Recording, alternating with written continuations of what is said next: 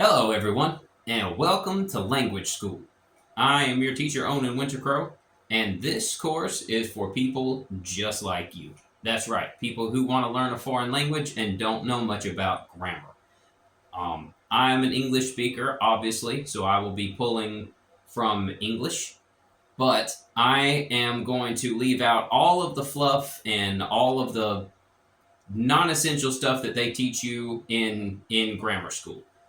Things like a predicate nominative.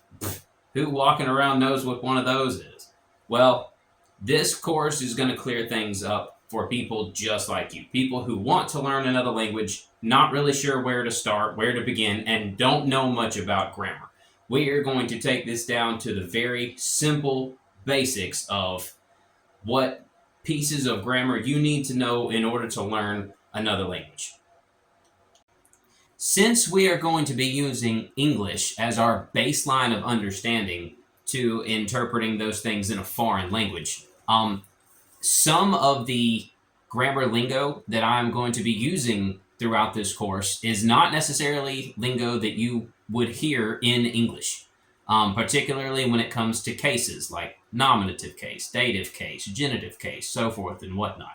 That's because these things, while they exist in English, we don't necessarily call them that in English because none of our words change depending on what case they're in. It's kind of like Norwegian in that fact. A tree is a tree is a tree.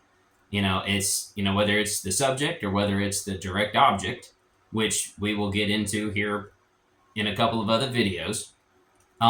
Those words don't change. They stay the same. They're spelled the same. They look the same. So some of the lingo that I'll be using in this course is lingo that you will hear throughout other grammars in other languages. But I'm going to put it as examples in English so that you guys can get an understanding of what they mean.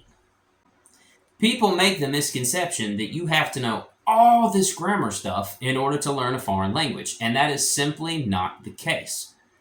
Most people find grammar either scary or boring, and that doesn't help.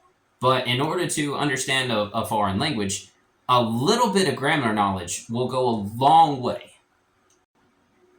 The terms and lingo that I'm going to be using throughout this course are the same terms and lingo that you are going to find in any foreign language grammar book that you pick up. And while they might not necessarily be the same things in English or go by the same name, those are the names that I'm going to be using so that you have an understanding. So if you're an English person and you're out there and you're like, hey, that's not what we call it, in our language. That's not the point. The point is to get you to be able to look at a sentence or hear a sentence and be able to pick it apart, know what's what, and be able to form your own at the end by knowing the parts of the sentence. So, I hope that you enjoy this course and find it useful. I am always available for questions. If you have any questions about anything or you don't quite understand anything, reach out to me. I love to teach people. This is part of who I am and what I do. I like to teach people on a multitude of different things, foreign language being one of those things. So if you are ready to understand grammar at its most basic form so that you can learn your foreign language better, then let's begin.